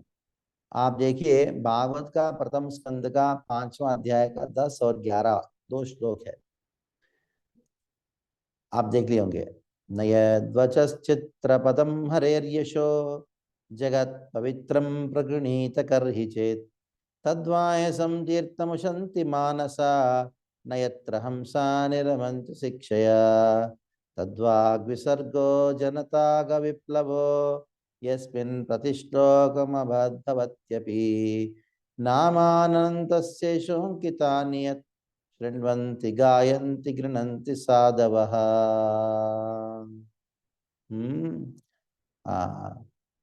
प्रभुपाद जी क्या करते हैं? सबसे पहला ये 6 वेगों का संक्षिप्त में वर्णन करके उसके बाद विस्तार से वर्णन करना प्रारंभ करते हैं। अभी वापस उन्होंने वाचो वेगम के विषय में वर्णन करना प्रारंभ किया। कहाँ? ये 2 श्लोकों को कोट करके। ये 2 श्लोक अति महत्वपूर्ण श्लोक है भागवत का, जो नारद जी ने व्यास को वर्णन किया। 2 श्लोकों, ये श्लोक का अर्थ इस प्रकार है, देख लीजिएगा, क्योंकि मैं आपको एक बॉम्ब डालने वाला हूँ। ये 2 श्लोकों को भी याद करना होगा। किसको? ब्रह्मचारियों को तो याद करना ही पड़ेगा, जो प्रचारक है उनको याद करना ही पड़ेगा, बाकी लोग याद करने का प्रयास करना पड़ेगा। कम से कम इतना तो होना पड़ेगा कि देख के बोल सके, देख के बोल सके, ऐसा तो होना चाहिए। पावरफुल श्लोक है 2, नारद जी ने व्यास देव को सुनाया 2 श्लोकों को।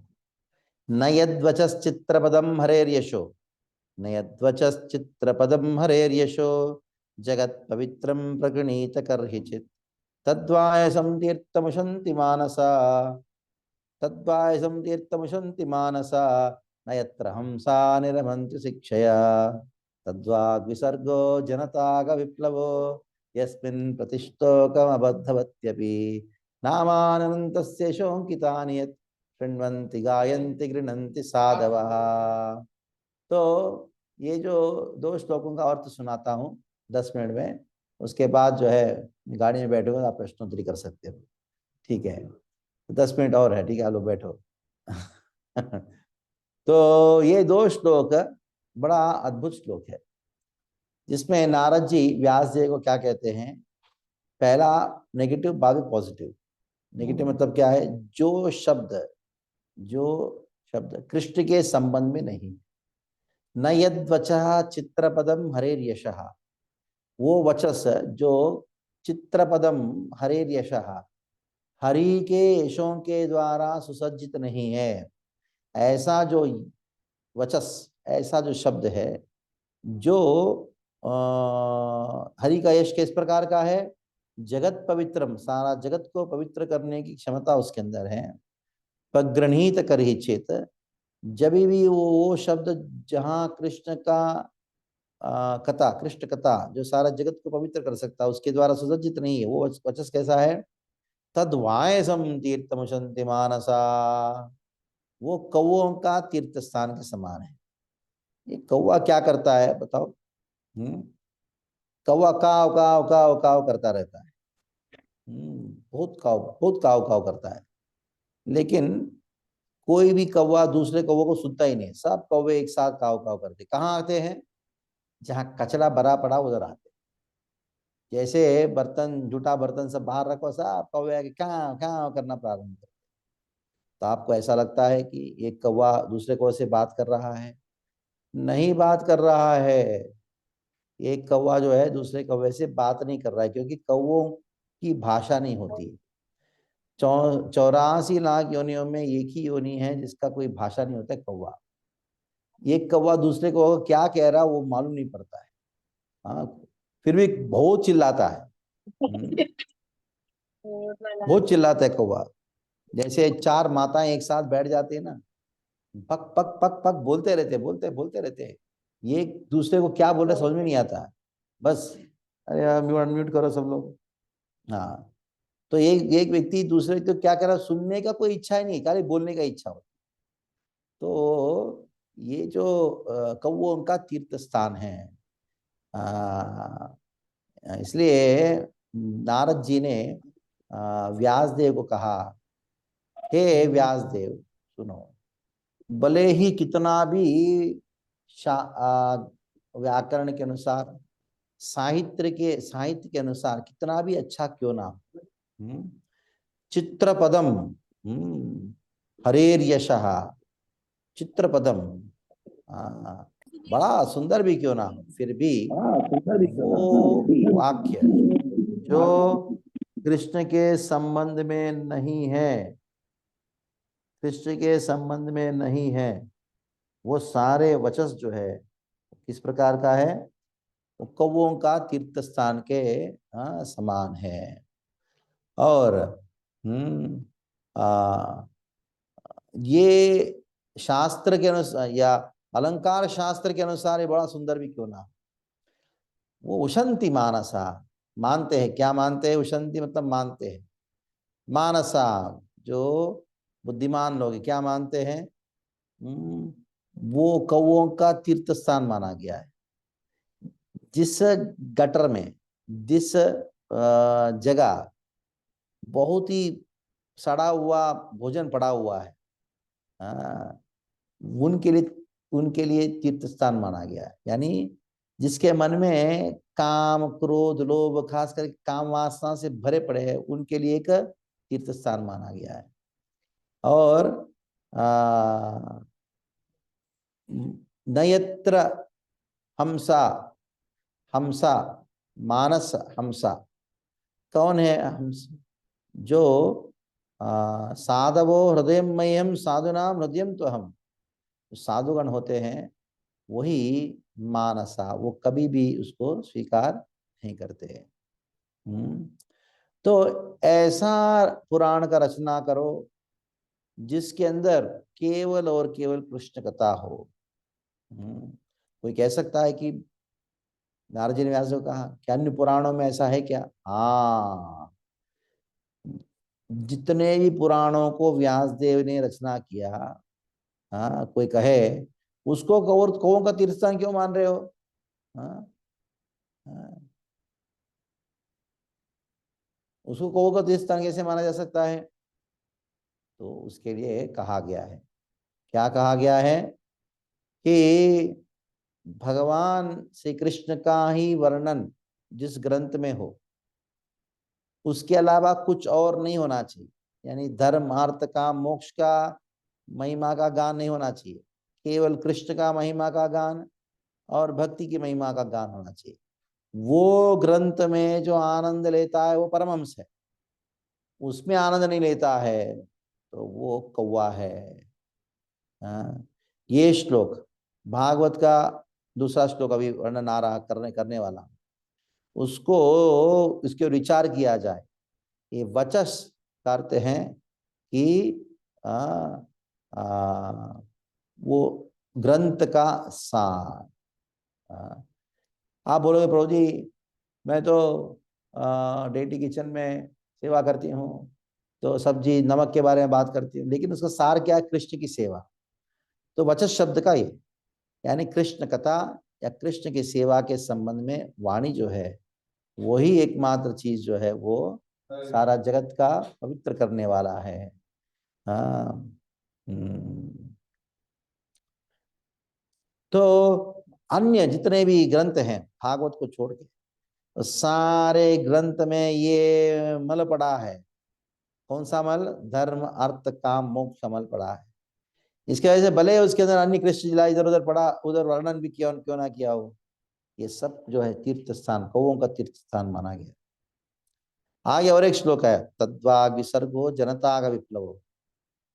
तभी पॉजिटिव, यानी जो वाणी कृष्ण के संबंध में है, जो कृष्ण के संबंध में वचस है, वो जनता आगा विप्लव, लोगों के पाप प्रवृत्ति में क्रांति लाता है। मांस खाता था, दारू पीता, सब कुछ खाता था। विदेशी लोग क्या कर रहे थे? गाय का मांस भाव भक्षण कर रहे थे, उनके लिए पानी नहीं पीते थे, शराब पीते थे। लेकिन अभी वैश्य बन गए, भागवत श्रवण करके, कृष्ण कथा को श्रवण, यानी उनके पाप में जीवन में क्रांति आया। जगत आगा विप्लव। प्रति श्लोक में, हर एक श्लोक में अबद्धता होने पर भी, यानी व्याकरण के दृष्टिकोण से, साहित्य के दृष्टिकोण से अबद्धता होने पर भी, कमियां होने पर भी, नामानंत से शोकितानियत, क्योंकि ये सारे जितने भी श्लोक है वो कृष्ण के संबंध, कृष्ण के यश को प्रति अंकित होने के नाते शृण्वन्ति गायन्ति गृह्णन्ति साधवः, तो सुनते हैं साधुगण, शृण्वन्ति, मौका मिलते हैं तो श्रवण करते हैं, मौका मिलते हैं गान करना प्रारंभ करते हैं, मौका मिलते हैं उसको कहीं और ऑलरेडी श्रवण कीर्तन चल रहा है तो उसको ग्रहण करते हैं। तो ये विशेषता है। ये श्लोक जो है प्रभुपाद जी का संस्था, इस्कॉन की संस्था की भविष्यवाणी श्लोक में हुआ है। यानी वाचो वेगम का अर्थ क्या है कि केवल और केवल अपनी जिह्वा को कृष्ण कथा, कृष्ण सेवा के संबंध में ही संलग्न रखना, इसको वाचो वेगम कहा गया है। तो अभी आज का जो मेरा प्रवचन है वो समाप्त, लेकिन आप प्रश्नोत्तरी जरूर कर सकते हो। अभी मैं अभी एक प्रोग्राम में जा रहा हूँ, आप प्रश्न पूछ सकते हो। हरे कृष्णा कृष्ण कृष्ण हरे हरे, हरे राम राम राम हरे हरे। तो मैं आपको अनम्यूट कर रहा हूँ, पार्टिसिपेंट्स कैन अनम्यूट देमसेल्व्स, प्रश्न पूछिएगा। हरे कृष्ण।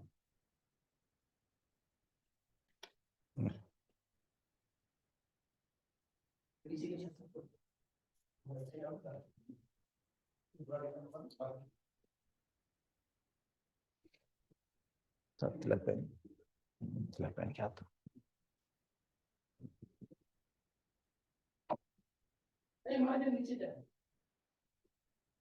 अनम्यूट कर लो।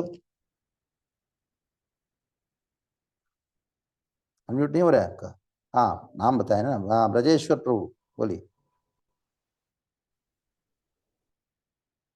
हरे कृष्ण महाराज जी, धन्यवाद प्रणाम। हाँ बोलिए। महाराज जी, मृदुभाषी और मृदुभाषी होने से वाचो वेगम हो जाएगा, मितभाषी मृदुभाषी।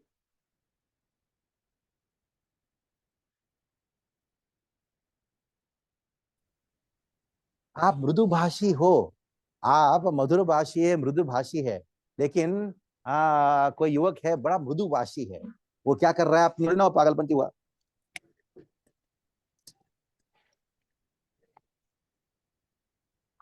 मृदुभाषी होना चाहिए, लेकिन कृष्ण भक्तों के प्रश्न, कृष्ण कथा के प्रश्न, ठीक है। ये बातें जो हैं वो कैसा भाषा, कैसा प्रयोग करना है वर्णन करूंगा, लेकिन भक्ति के संबंध में नहीं है। मृदुभाषी के लेकर करोगे क्या? एक बड़ा उग्र व्यक्ति भी अगर कोई अपने पत्नी से या कोई अपना गर्लफ्रेंड से बात करता है, बड़ा मृदु बात करता है कि नहीं? हाँ, लेकिन वो वाचो वेगम नहीं हुआ, वो पागलपंती है। कृष्ण सेवा के संबंध में, कृष्ण कथा के संबंध में उसके अलावा कुछ भी बोलता है, वो सब जो है वो वाचो वेगम के विरुद्ध है, वाचो वेगम का नियंत्रण के अनुसार नहीं है। इसलिए भक्ति वो महत्वपूर्ण है। हाँ हाँ, इसके विषय में कहूँगा है, अगले अगली बार जब मिलेंगे, ये 6 वेगों को कैसे नियंत्रण किया जाए डिटेल में। लेकिन मूलभूत क्या है, मूलभूत सिद्धांत क्या है? भक्ति। ठीक है,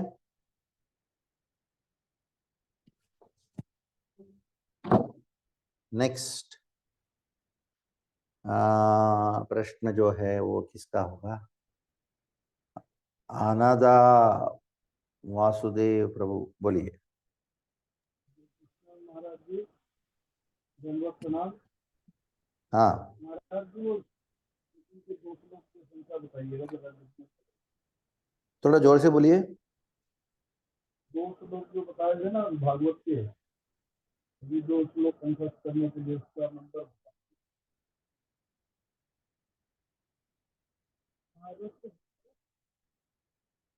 आपका आवाज सुनाई नहीं पड़ रहा है। हाँ, थोड़ा बराबर बोलिए। हाँ, ये भागवतम के 2 श्लोक लास्ट में व्याख्या कर लिए थे ना, इसके श्लोक हाँ नंबर हाँ, बताइए। अच्छा श्लोक बाबू। नयद्वचश्चित्रपदं हरेर्यशो जगत् पवित्रं प्रगृणीत कर्हिचेत् तद्वायसं तीर्थमुशन्ति मानसा नयन्तं सा निर्मन्ति सक्षया वाग्विसर्गो जनतागविप्लवो यस्मिन् प्रतिश्लोकं बद्धवत्यपि नामानि रूपाणि नामानन्तस्य शोऽङ्कितानि यत् शृण्वन्ति गायन्ति गणन्ति साधवः। ये श्लोक में इस्कॉन की भविष्यवाणी भागवत में हुई है। नारद जी ने व्यास देव को कहा भविष्य में एक ऐसा संस्था होगी, भविष्य में ऐसे ऐसे भागवत के ऊपर ऐसी एक व्याख्यान होगा जो कलयुग में लोगों की जो पापमय प्रवृत्ति आघा उसमें क्रांति लाएगी, जिसके अंदर व्याख्या में आंग्ल भाषा है, जिसके अंदर थोड़ी सी साहित्य व्याकरण की दृष्टिकोण से कमियां होगी, और बड़े बड़े बुद्धिमान लोग जो है उसको अपनाएंगे। तो कब हुआ बताओ? भागवत की रचना करने के बाद, इसको स्थापना करने के बाद भी हुआ है ना। ये है, ठीक है।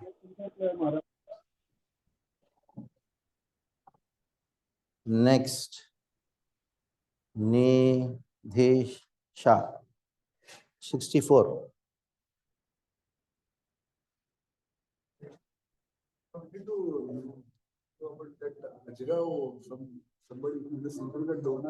हरे कृष्ण महाराज जी, धन्यवाद प्रणाम।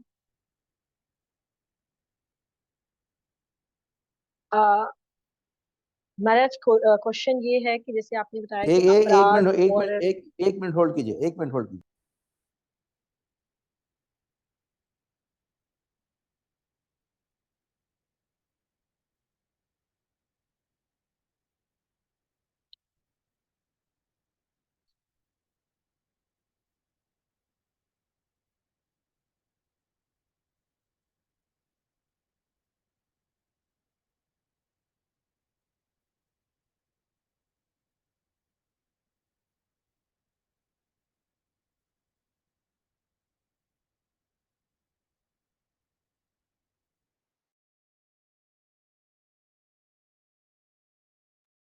हाँ हाँ बोलिए। हाँ, प्रश्न पूछिए, कोई बीच में आ गया। महाराज क्वेश्चन ये है कि जैसे आपने बताया कि जो पाप होता है उससे भी ज्यादा डेंजरस जो है वो अपराध होता है, स्पेशली हाँ वैष्णव अपराध। तो आपने ये भी हाँ बताया कि हमको इसको मतलब भोगना ही पड़ेगा। तो महाराज हाँ, लेकिन अगर ये अपराध हमसे कभी अनजाने में हुआ है तो भी फिर हमें इसको मतलब भोगना पड़ेगा, इस चीज को हम कैसे समझ सकते? तो इसलिए अनजाने में होता रहता है। इसकी वजह से हर रोज हम वैष्णव को प्रणाम करना चाहिए। वैष्णव को प्रणाम करोगे तो आपको मालूम नहीं किससे आप अपराध किया, लेकिन वो वैष्णव को पता लगेगा कि आप प्रणाम कर रहे हो और भक्ति अच्छा कर रहे हो, हाँ, और बहुत नम्र हो, सेवा कर रहे हो, तो मन से उसका निकल जाएगा। ये है। और महाराज एक और क्वेश्चन है कि जो आपने भागवतम के 2 हाँ बोलिए, बंद हो गया आपका आवाज। श्लोकास बोले तो ये हमको नेक्स्ट क्लास में मतलब लर्न करने। हाँ लर्न करना, एक हफ्ता है आपके पास, शनिवार को। महाराज जब आ रहा ये दो वॉइस। श्लोक को आप देखो, अनुभव करो, एक हफ्ते में, ये हफ्ते में ये दो श्लोक को याद करोगे ना, याद करने का टेंशन रहेगा ना, याद करने का अभ्यास करोगे ना, वाचो वेगम अपने आप हो जाता है, वाचो वेगम का नियंत्रण अपने आप होता है। और महाराज ये कौन से कैंटो का श्लोक है, प्लीज आप एक बार रिपीट कर सकते हैं, कैंटो और 1-5 नंबर क्या है? फर्स्ट कैंटो आपके उपदेशामृत में लिखा हुआ है, देखिए फर्स्ट कैंटो 5th चैप्टर में है, श्लोका नंबर 11-12 है, 12-13 है, देख लो, लिखा है ना 11 आपको? 12 हाँ लिखा है तो है उधर। जी, थैंक यू महाराज। हाँ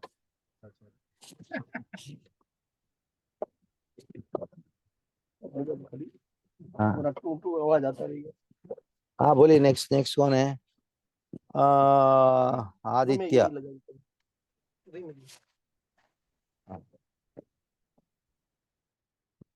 टू हरे कृष्णा महाराज जी। बोलिए। महाराज जी मेरा प्रश्न ये है कि जैसे हम लोग वाणी से बहुत अपराध करते हैं और हमें जाने अनजाने में पता भी नहीं होता कि हम वाणी से अपराध कर रहे हैं। बाकी लोगों को तो छोड़ो ना, खुद के महाराज, बारे में बोलो ना। हाँ महाराज जी मेरा हम मतलब प्रश्न क्या ये, सब जनरल कर रहे हो? हो सकता है इधर हाँ बहुत मतलब, सारे महावैष्णव हैं, वो लोग नहीं करते होंगे ना, तो इसलिए हम मत बोलो, तुम बोलो। हाँ मैं बोल, हाँ मैं बोलो। हाँ हाँ महाराज मैं अपनी बात कर रहा हूँ। सच अपने अपने हाँ सत्य का क्षमा कीजिएगा।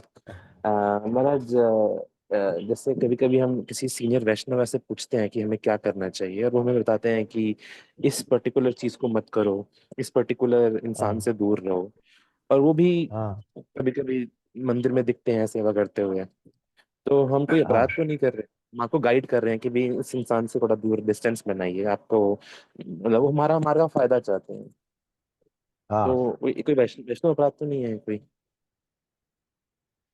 हाँ ठीक है, देखिए व्यवहारिक कार्यों में आप उनसे दूरी बना के रख सकते हो, लेकिन उनको प्रणाम कर सकते हो, क्या समस्या है? ठीक है। वैसे कभी मेरे को मेरा खुद का अपना एक केस याद है महाराज। मुझे एक काफी सीनियर वैष्णव हैं जो दूसरे वैष्णव को बहुत अच्छे से जानते हैं, काफी सालों से जानते हैं।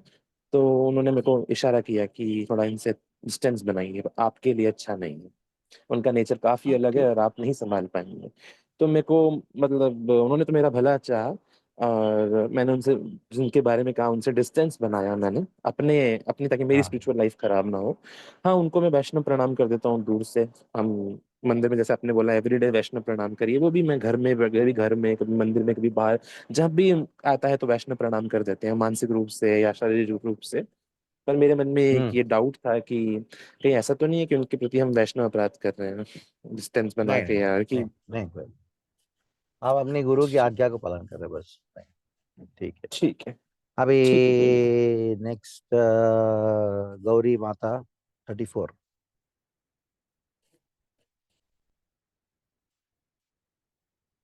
हरे कृष्णा महाराज जी। हरे कृष्णा। प्रणाम प्रणाम महाराज जी। महाराज जी, ये आपने जो भी दो श्लोक बताए हैं ना भागवतम वाले, तो उसको एक बार और बोल दीजिए ताकि मेरे को लर्न करने में आसानी हो जाए। अच्छा वापस उच्चारण करो, अच्छी बात है, हाँ मैं जी, तो हाँ उसे जी। करता ही रहूंगा, जितना बार उच्चारण हो उतना अच्छा है। हाँ वही उच्चारण करते रहना है, यही तो वाचो वेगम का सार है, बाकी सब जिह्वा इसी के लिए बना है, इन श्लोकों को उच्चारण करने के लिए ही बना है। तो आप सब श्लोक जब मैं उच्चारण करूंगा तो वो श्लोक को आप देखो, शब्दों को देखो। हाँ ये ये तपस्या करोगे, वाचो वेगम अगर नियंत्रण में हो गया, बाकी सब अपने आप हो जाता है, इसमें गड़बड़ हो गया सब गड़बड़ हो जाता है। तो इसलिए आपको अगर ये टेंशन होगा श्लोकों को उच्चारण करने का, हाँ याद करने का टेंशन होगा, तो बाकी सब टेंशन अपने आप दूर हो जाता है, बाकी सब समस्या अपने आप दूर हो जाता है। ये एक ऐसा एक चीज है, आपकी जिह्वा हमेशा इन श्लोकों को उच्चारण करते रहेगी, नाम उच्चारण करता रहेगा, मंत्रों को बोलता रहेगा, तो आपकी जिह्वा जो है बाकी सब अपने आप कुछ प्रयास के बिना मनसा क्रोध वेगम जिह्वा उदर ऊपर सब कुछ अपने आप नॉर्मल हो जाता है। बाकी सब करने के लिए प्रयास करोगे, मन का नियंत्रण करने के लिए प्रयास करोगे, लेकिन वाणी का नियंत्रण नहीं है तो कभी होगा ही नहीं, असंभव है। मैं उच्चारण करता हूँ, ध्यान से सुनिएगा। तद्वाग विसर्गो जनताघ विप्लवो यस्मिन् प्रतिश्लोकम अबद्धवत्यपि नामान्यनन्तस्य यशोंकितानि यत् शृण्वन्ति गायन्ति गृह्णन्ति साधवः। ये तो दूसरा वाला श्लोक है, यानी 12वां श्लोक। न यद्वचश्चित्रपदं हरेर्यशो जगत् पवित्रं प्रगृहीत कर्हिचित् तद्वायसं तीर्थमुशन्ति मानसा न यत्र हंसा निरमन्त्य शिक्षया। और एक बार, 3 बार कर दे, 3 बार अच्छा होता है। न यद्वचश्चित्रपदं हरेर्यशो जगत् पवित्रं प्रगृहीत कर्हिचित् तद्वायसं तीर्थमुशन्ति मानसा न यत्र हंसा निरमन्त्य शिक्षया तत्त्वाग् विसर्गो जनताग विप्लवो यस्मिन् प्रतिश्लोक अबद्धवत्यपि नामानन्तस्य शोकितानि यत् शृण्वन्ति गायन्ति गृह्णन्ति साधवा न यद्वचश्चित्रपदं हरेर्यशो जगत्पवित्रं प्रकृणीत कर्हिचित् तद्वायसं तीर्थमुशन्ति मानसा न यत्र हंसा निरमन्त्य शिक्षया तद्वाग् विसर्गो जनताग विप्लवो यस्मिन् प्रतिश्लोक अबद्धवत्यपि नामानन्तस्य शोकितानि यत् शृण्वन्ति गायन्ति गृह्णन्ति साधवः। हाँ, कृपालु प्रभु।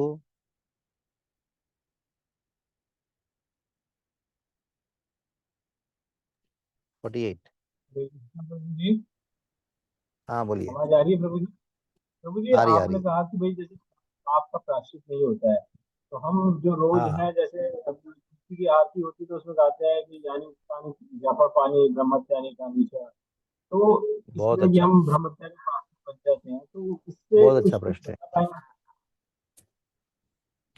है। आपके बैच में काफी अच्छे अच्छे विद्वान हैं, विचारवान हैं। विद्वान तो बात की बात है, अच्छे अच्छे प्रश्न पूछते हो, नाइस इंटेलिजेंट क्वेश्चन।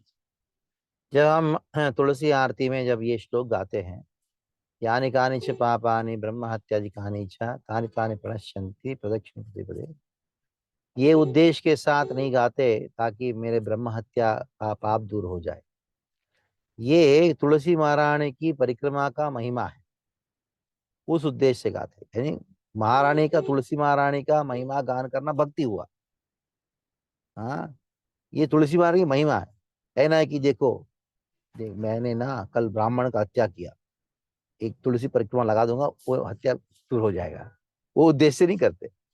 उद्देश्य बहुत महत्वपूर्ण है, कार्य महत्वपूर्ण है, भक्ति में उद्देश्य बहुत महत्वपूर्ण है। ठीक है। हाँ, और कौन है? शोभित 124 देहरादून। हरे कृष्णा महाराज जी में प्रणाम। बोलिए। महाराज जी, जैसे आपने अभी बताया कि पाप और अपराध में क्या अंतर है वो आपने समझाया, लेकिन मुझे कभी कभी डिफिकल्टी ये होती है कि पाप जो है वो क्या है और अपराध क्या है। एक्चुअल में क्या है, जैसे कि आपने अभी एग्जाम्पल भी दिया वैष्णव अपराध, तो वैष्णव अपराध तो हम समझ, मुझे मेरे को मुझे मुझे थोड़ा बहुत समझ में आ जाता है, लेकिन और भी बहुत सारे अपराध हैं। पर महाराज जी, तो ये इसमें मतलब वन सेंटेंस में क्या, कैसे क्लियरिफिकेशन मिल सकती है हमें? भक्ति के पहले जो भी गलत कार्य किया वो पाप है, भक्ति को स्वीकार करने के लिए जो भी गलत कार्य किया वो अपराध है। ठीक है महाराज जी। हाँ ठीक है। प्रीति माता।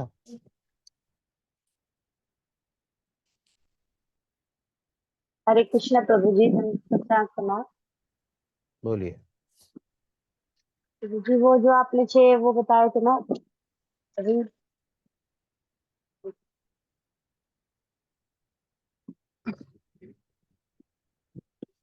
कौन सा? वाचो वेगम मन का हाँ, वेग, वो अच्छा था, क्या था प्रभु जी उसमें 30 नंबर का? उदर, उदर मतलब पेट का, उदर। ये तो हो गया उपस्थ का प्रभु अर्थ जी। है जड़ेंद्रिया, जड़ेंद्रिया यानी हमारे नहीं काम वासना है। उसको छठा है। काम वाच, रखना। हाँ, वाचो वेगम, मन का वेग, क्रोध पर नियंत्रण और जिह्वा पर और पेट पर। छठा। छठा उपस्थ। उपस्थ का अर्थ क्या है? देखिए वर्ड टू वर्ड उपस्थ। मीनिंग में क्या लिखा है, हाँ जी। क्या लिखा है? ये पता नहीं प्रभु जी। पश्चात। वो आपके पास बुक नहीं है, उपदेशा मतलब नहीं है आपके पास? वो बुक तो है प्रभु जी, अभी मतलब शॉप पर है ना, अभी वो मेरे हस्बैंड ने की थी ना, तो वही रखी है, मैं मंगाऊंगी अभी। हाँ, क्लास चल रहा है, बुक सामने होना चाहिए अगली बार से। ऐसा तो हाँ जी प्रभु बुक जी, वो। सामने नहीं होता। हाँ, नहीं तो इंटरनेट से डाउनलोड कर लो, अवेलेबल है, हाँ जी। तो उसको रखो। हाँ जी। ठीक है, हाँ। ठीक है प्रभु जी।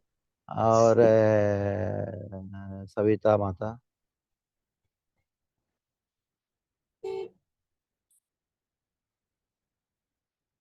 हरे कृष्ण महाराज जी, दंडवत प्रणाम। हाँ बोलिए। महाराज जी, जैसे आपने बताया कि अगर हम प्रश्न पूछते हैं तो वो सेवा है, हाँ लेकिन कई हाँ बार देखा है कि कुछ लोग होते हैं जो सिर्फ अपनी ईगो सेटिस्फेक्शन या फिर स्पीकर की नॉलेज टेस्ट करने के लिए क्वेश्चन पूछते हैं, तो वो अपराध माना जाएगा ना? बराबर है। मैंने कहा ना कि जो दृष्टिकोण महत्वपूर्ण है, क्या उद्देश्य किया जा रहा है वो महत्वपूर्ण है। और उद्देश्य अगर परीक्षा है, भगवान ही परीक्षा लेंगे। जब भगवान की परीक्षा लेंगे तो हालत खराब हो जाएगी। यस। हाँ, ठीक है, हाँ। Thank last you Prabhu. Question, Radha भाव प्रभु।